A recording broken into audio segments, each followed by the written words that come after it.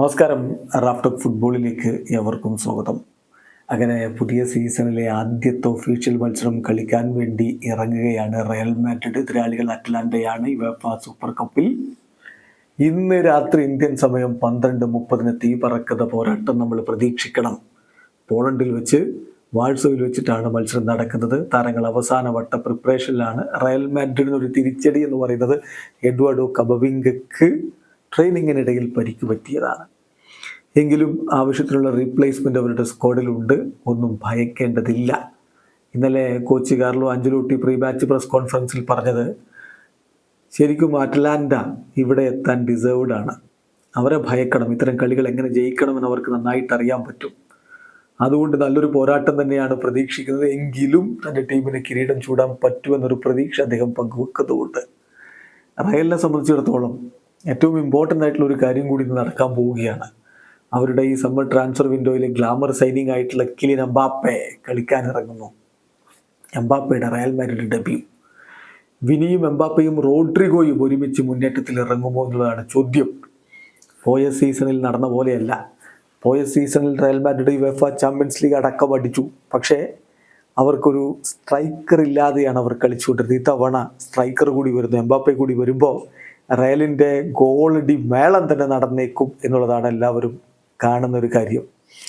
പിന്നെ ഇതിൽ മറ്റൊരു ഇമ്പോർട്ടൻ്റ് ആയിട്ടുള്ള കാര്യം വരുന്നത് ടോണി ക്രൂസ് വിരമിച്ച് കഴിഞ്ഞിട്ട് അവർ കളിക്കുന്ന ആദ്യ ഒഫീഷ്യൽ മത്സരമാണ്. സോ ക്രൂസിൻ്റെ ഒരു അഭാവം മധ്യനിരയിൽ കണ്ടേക്കുമോ എന്നുള്ള ചോദ്യവുമുണ്ട്. എന്നാലും പോയ സീസണിൽ ബെല്ലിംഗാമൊക്കെ നിരവധി ഗോളുകൾ നേടിയിട്ടുണ്ട്.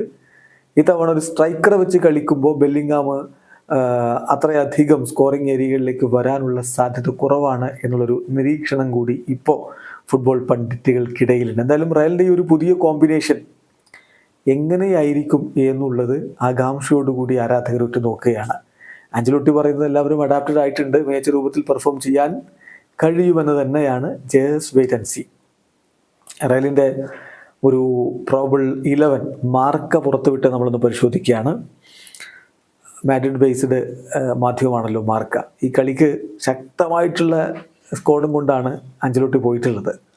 ഗോൾ കീപ്പറായിട്ട് കോർട്ടുവ, ഡിഫൻസിൽ കർവാഹൽ, മിലിറ്റാവോ, റൂഡിഗർ, മെൻഡി എന്നിവരെ പ്രതീക്ഷിക്കുന്നു. മധ്യനിരയിൽ കമവിംഗ കളിക്കുമെന്നാണ് മാർക്ക പറഞ്ഞിരുന്നതെങ്കിലും പിന്നീട് അദ്ദേഹത്തിന് പരിക്ക് പറ്റി. സോ ആ ഒരു പൊസിഷനിൽ ഔർലിൻ ഷുവാമനി ഇറങ്ങുമെന്നാണ് നമ്മൾ കരുതുന്നത്. ദെൻ ബെല്ലിംഗാമും വാൽവർദയും ഉണ്ടാകും. മുന്നേറ്റങ്ങൾ നയിക്കാൻ വിനിയും എംബപ്പയും റോഡ്രിഗോയും. സോ ഇരു പാർശ്വങ്ങളിലായിട്ട് വിനിയും റോഡ്രിഗോയും, അതുപോലെ സ്ട്രൈക്കറുടെ റോളിൽ എംബാപ്പെ. ഇതാണ് പ്രതീക്ഷിക്കുന്നത്. പൊതുവെ എംബാപ്പയ്ക്ക് പാർശ്വഭാഗത്തുകൂടി കളിക്കാനാണ് കൂടുതൽ താല്പര്യം, അതെല്ലാവർക്കും അറിയാമെങ്കിൽ പോലും റയലിൻ്റെ ഈ ഒരു സിസ്റ്റത്തിൽ അദ്ദേഹം ഇങ്ങനെ സ്ട്രൈക്കറുടെ റോളിൽ തന്നെ കളിക്കും എന്നാണ് നമ്മൾ കരുതുന്നത്. അപ്പോൾ ഇന്നത്തെ മത്സരം പല തരത്തിലും റയലിന് ഒരു ടെസ്റ്റാണ്.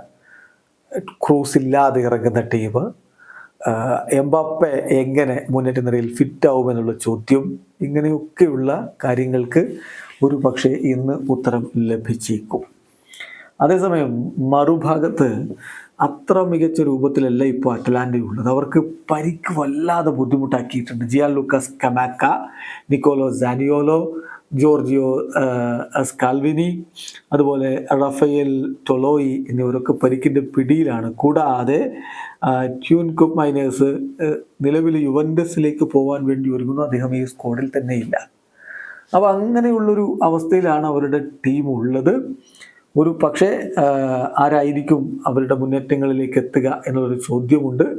നാഴിയോ പെസാലിച്ചിനെ കളിപ്പിക്കുമോ, ചാൾസ് ഡി കെറ്റ്ലറും അതുപോലെ ലുക്മാനും ചേർന്നുകൊണ്ട് ആയിരിക്കുമോ അവരുടെ മുന്നേറ്റങ്ങൾക്ക് നേതൃത്വം കൊടുക്കുക? അപ്പോൾ കുറച്ചുകൂടി ഒരു മിഡ്ഫീൽഡ് പ്രൊട്ടക്റ്റ് ചെയ്തുകൊണ്ട് ഇറങ്ങാനുള്ള സാധ്യതയില്ല എന്നുള്ള ചോദ്യങ്ങളൊക്കെ അവിടെ ഉണ്ട്. ഏതായാലും അവരുടെ സ്ക്വാഡിന് ആ ഒരു പരിക്ക് വല്ലാതെ തിരിച്ചടിയായിട്ടുണ്ട്.